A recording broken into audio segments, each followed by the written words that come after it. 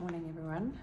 So here we are in our apartment in Birdhaven after a lunar cycle. Actually today is full moon, 9th of October 2022. It's the full moon in Libra, and the last time I spoke to you in a video like this was full moon in I forget. Anyway, it was full moon, and I remember actually that I told you about that interaction of the fight outside our property the night before. That just was an epitome of what happens in full moon. It really heightens our energy. It shines a spotlight on issues in our lives, things that also we want to focus on.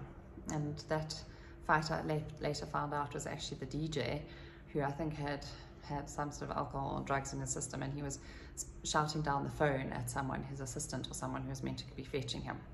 So I have put in a word or two, but this is what the full moon does to us. And I've actually been awake now since early hours, surprise, surprise, on full moon, but percolating something that I feel very strongly about. It's a talk that I want to do at schools, and I actually had the idea on Friday and spoke to the Didi and Nix and Sol, our Spring Shed team, with me, because I'd love to do it with them.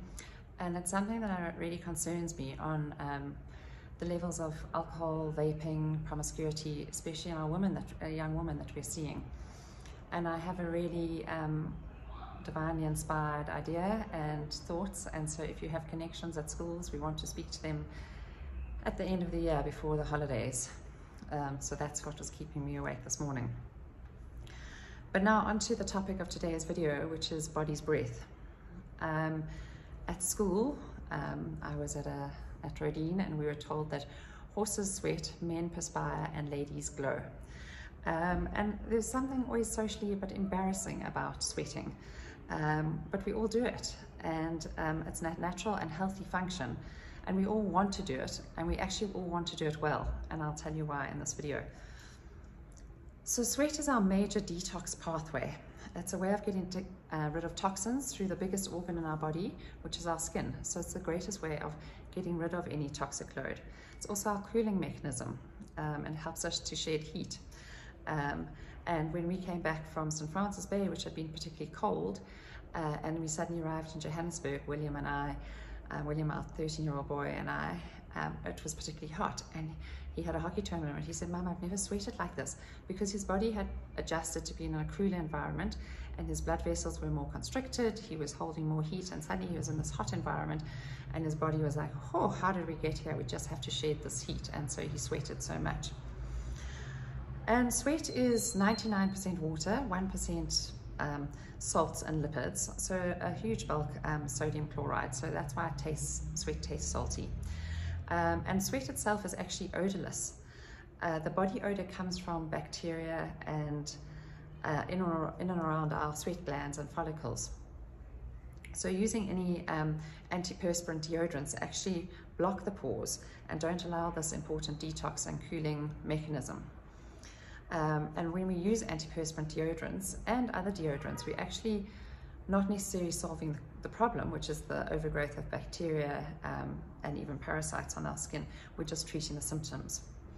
And a great example of this, a great way to explain this, is the germ versus terrain theory. And we've seen a lot of talk about this in these COVID times. So when we have a stagnant pond that's full of mosquitoes, do we just spray the mosquitoes with DDT and other mosquito repellents to kill the mosquitoes? Is it going to solve the problem long term? Or once that batch of mosquitoes has died, are we going to get more mosquitoes because the terrain, the pond, is stagnant, and that's what attracts the mosquitoes?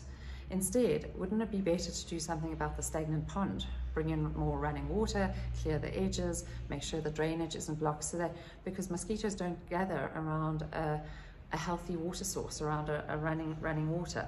So better to treat the water source than the mosquitoes. And this is the same in our COVID times. We napalmed our bodies with sanitizers, alcohol-based sanitizers on the biggest organ of our body, to get rid of bad viruses, and it got rid of all our good and bad bacteria too, upsetting our whole body's microbiome, causing who knows what long-term ramifications. Wouldn't it be better to look at people's coexisting morbidities and make the terrain better? Look at ways to support people in their health and wellness, ways to make them healthier. And I wrote about this in a blog called We Were Made for Times Like These, which I wrote right in the beginning of COVID times. And as I've just mentioned, our skin is our largest organ, and our country has a massive problem with alcohol dependence and over-dependence. And what did we feel was right or made sense about dousing our bodies and that of our children, sometimes multiple times an hour if we went to shops, with alcohol-based sanitizers, which are, so the alcohol will be absorbed directly through our skin, because that's what skin does, it absorbs. And perhaps this is, so we're going to be seeing alcohol dependence skyrocketing, and perhaps we are already. Maybe that's what part of the stuff that I'm talking about in my introduction with the youngsters we're seeing these days. But back to sweat, it's better for us to sort out our terrain and our body's microbiome with pre and probiotics and fermented foods. And there are lots of people on the shed like Nikki and Sally and Ruth who can help you with this. This is what they're trained in. So body odor shouldn't smell, neither should poop, and we'll discuss that more. But if it does, it's a symptom of something else going on. And for both of these, oils like tea tree, oregano, clove, on guard are fantastic for helping to deal with used topically and internally for overgrowth of bacteria, of parasites, lemongrass too, of parasites and bacteria. That can even, lemongrass is so great for ulcers as well. So we really can help with these sorts of things, and then repairing with the good stuff, the pre and probiotics, and we're really sorting out the problem from the inside out. We're helping to heal the terrain rather than just blocking the pores and stopping the sweating, which stops the detox and stops the cooling. So Colin, my husband, doesn't use soap. He occasionally does on his pits and his privates, but he doesn't smell, and he never smells. And even after a run or a cycle or something, he doesn't smell. And his theory, he uses that we are all over-sanitized, over-cleaned, use too much soap, and we've got rid of our own body's microbiome that keeps us clean and keeps us smelling fine by over-cleaning. So the more we use soap, the more we need to use soap, because we think we smell, and we create this negative cycle. And our family, so in our family we don't use a lot of soap and we don't over clean, because also when I had my terrible eczema in my 20s, I realized that every time I bathed or showered, my skin would be so much drier and I'd lose all my body's natural oils. Also I realized how much of the terrible chemicals were in the soaps, the perfumes, and how many perfumes, chemicals, colorants were in soap, bubble bath, the creams that I put on in my body, and that really irritated my skin. So our boys are quite often seen with grubby knees. So what do we use in our home? We use the On Guard foaming hand wash. I forgot to bring one here. We dilute it quite strongly, so you can get it in you get dispensers. We have it all over. We've got it in our shower. That's what we use as a shower soap, and it's eco-friendly too, because we're not throwing anything away. We're just reusing the dispenser. I have it next to my basin because I clean my retainer that I use at night. Our boys use it or Pips uses it for her retainer. Colin uses a shaving foam. It's helped so much with his skin. He's strawberry blonde and has quite a sensitive skin, and he had a lot of ingrown hairs and shaving rash, and it's helped enormously with that. He doesn't get shaving rash at all. So our sweat is a cooling mechanism, so I highly recommend the On Guard foaming hand wash for cleaning. And I'll show you a few more things, but as a body cream, I love this Olive Natural Aqueous Cream. It's really moisturizing because my skin is very dry. I need something more moisturizing, and then I can add my oils to that. But there are other wonderful creams, and Doterra's just launched some of its body creams in South Africa, and so I'm using quite a lot of those as well, which I'm finding really good. So we use our sweat to cool, and we also get sweat with stress. When our nervous system goes into the sympathetic nervous system, we have this boost of adrenaline, and we get ready to flee or to fight. It activates our bladder, and that's why we need to wee, or often wee in our pants, because our body needs to shed this heavy load, because we might have to put up the fight of our lives, or to run for our lives, and we can't do that on a full bladder. So that's why we always have the need to wee when we are nervous. But the body doesn't know the difference between threats, between standing up to do a presentation in front of your team, being chased by a lion, and planning about something that you're nervous about. The body reads these threats, whether they're in your mind or external, whether they're huge or small. It reads it as a threat, and it responds with the sympathetic nervous system reaction. And it can't moderate it. It just goes into sympathetic nervous system. It's not like it has scales of this. And so we get this immediate response of sweating, of increased heart rate, of mouth breathing, and things like that. And in nature, we designed to go back to the parasympathetic nervous system quite quickly once the threat is passed. And we see that beautifully in the wild, but in our lives it's a bit different, because we actually have our minds, and our minds keep the threat alive. And so we keep thinking, what happens if, and our body stays in this sympathetic nervous system for so much longer. So what else makes us sweat? It's eating spicy foods or eating big meals.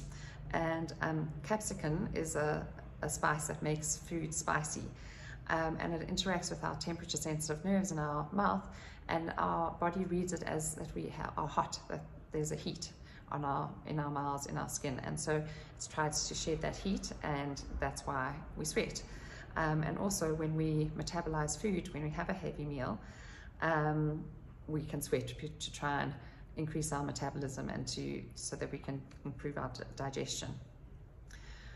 But now back to the detox. So the detox helps us to flush out toxins. The detox of sweating helps us to flush out toxins such as alcohol, cholesterol, and heavy metals like mercury, nitrates, aluminium.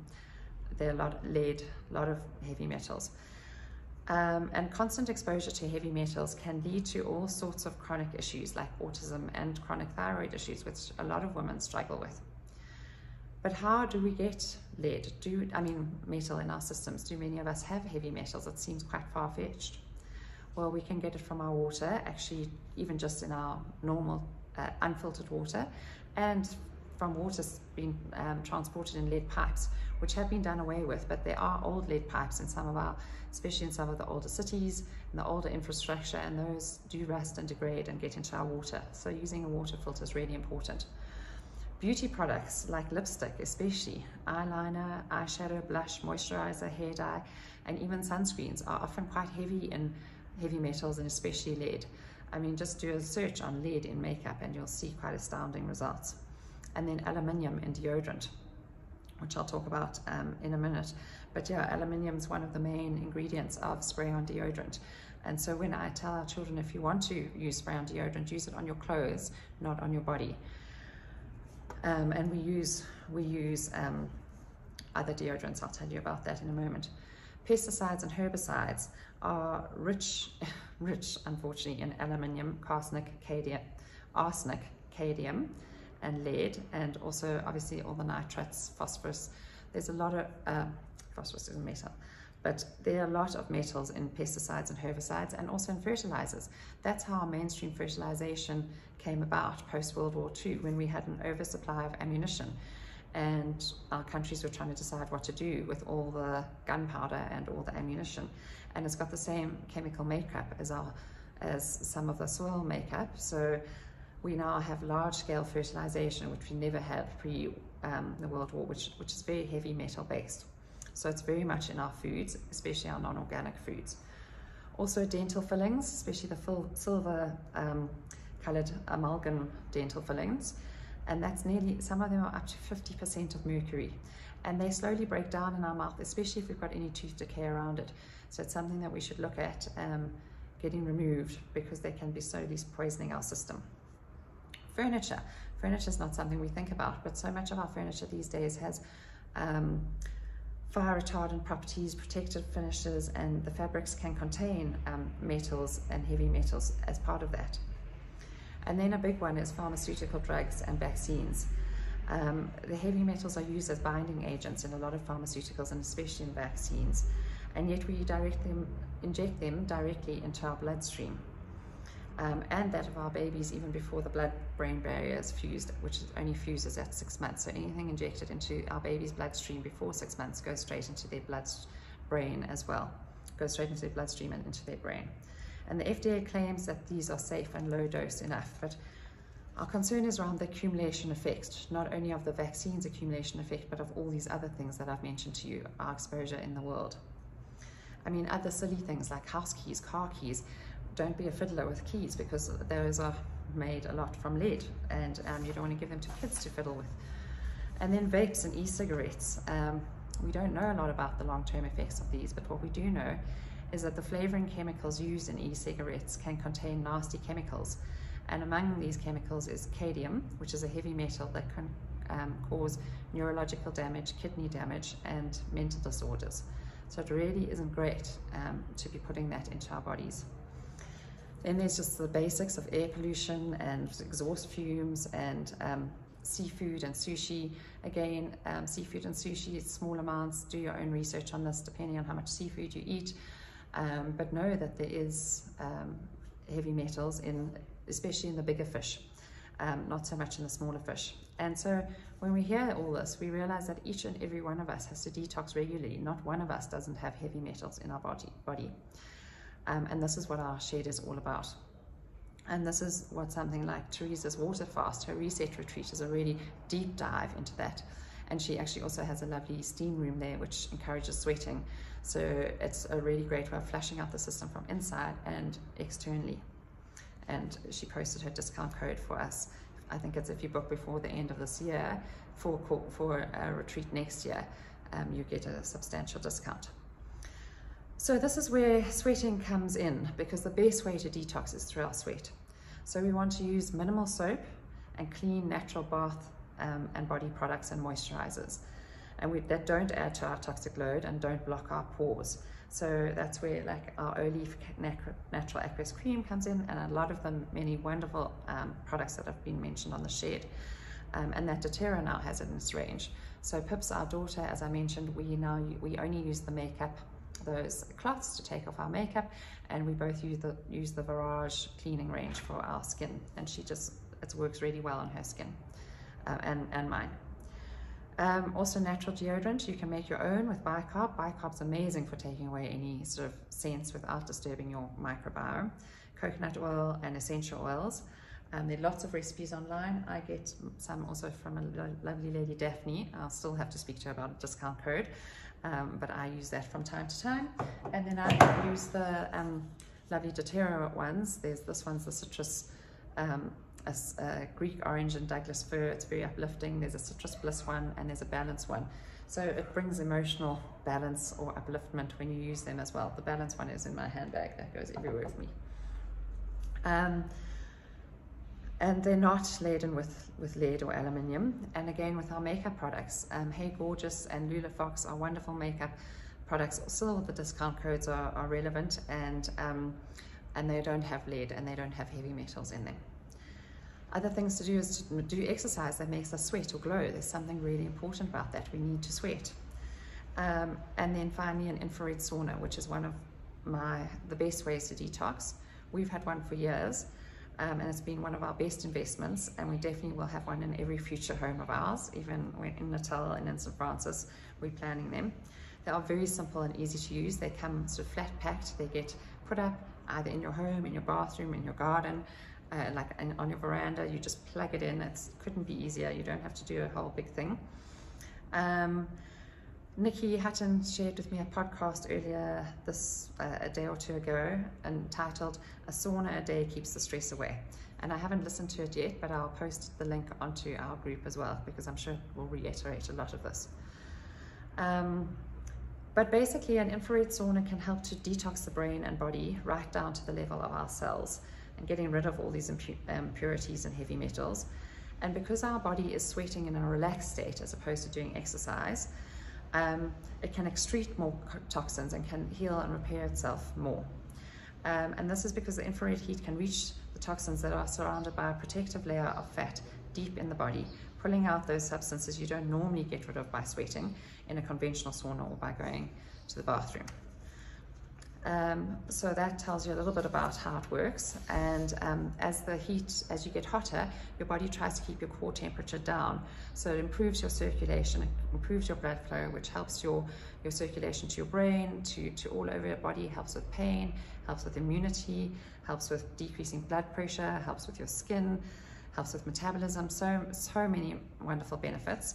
And we love to combine our sauna with our Wim Hof cold water. So we'll have a sauna and then we'll get into a cold pool, and I sort of explained to you a little bit about that. When you get into a cold pool, you naturally go into a state of shock, so you start mouth breathing, but practicing by long slow exhale helps to regulate your breath, tells your body that even though you're in shock and it's cold, you're safe and secure.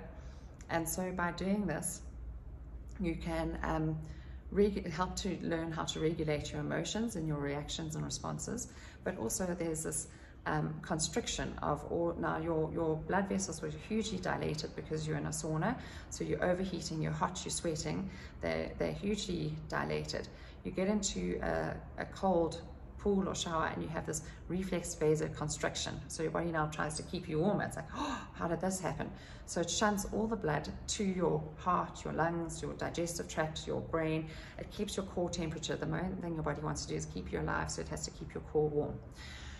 So when you get out of that, you have this reflex vasodilation, and the blood shunts back to your extremities, around your heart and lungs, and you get this highly oxygenated blood shunting to now the extremities of your body. You get this huge reflex flush.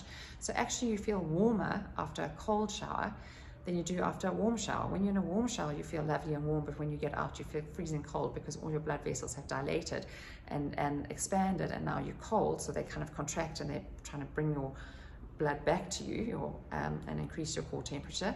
Whereas when you come out of a cold swim, pool, sauna, shower, your blood vessels dilate, and so then you have this extreme warmth afterwards. So you've got to trust me on this and try it for yourself, and it activates that whole parasympathetic nervous system, so you will sleep much better, and helps with pain and all that sort of thing. And it's been shown, research shows for mental health, it is really helpful for relaxation, because it's created this huge relaxation response that I've just mentioned. And it has positive effects on our mood, helping with depression, anxiety, and other types of mental distress. And just one sauna treatment can potentially reduce depressive symptoms by up to 50%, with benefits continuing for up to 6 weeks. So this is all aligned to Wim Hof's thing that we are stronger than we think we are, and he really feels that we live in too controlled an environment. We don't get too hot, we don't get too cold, our body becomes stagnant. We become like that stagnant pond, and we have to shift, we have to flow, we have to get things out and through and in, drink lots of water, wee things out, sweat things out, poop things out. We have to flow and not be a stagnant pond. And this isn't suppressive medicine. This isn't covering symptoms to help us feel better without addressing the cause. This is how we treat the root cause, by getting rid of toxins, and how we improve our circulation and the flow and general workings of our bodies, so that we can build better health, resilience, like we can recover better, and we can live healthier, longer lives. It makes the difference between living longer, which I want to do. I want to be happy, healthy, long life, dead, as opposed to dying longer, which is what we're so sadly seeing. We're having an increasing length in lifespan, but an increased time in dying. We see so many of our loved ones around us dying longer, and it's desperately sad. So I know which one I'd rather do, and I hope you'll join me.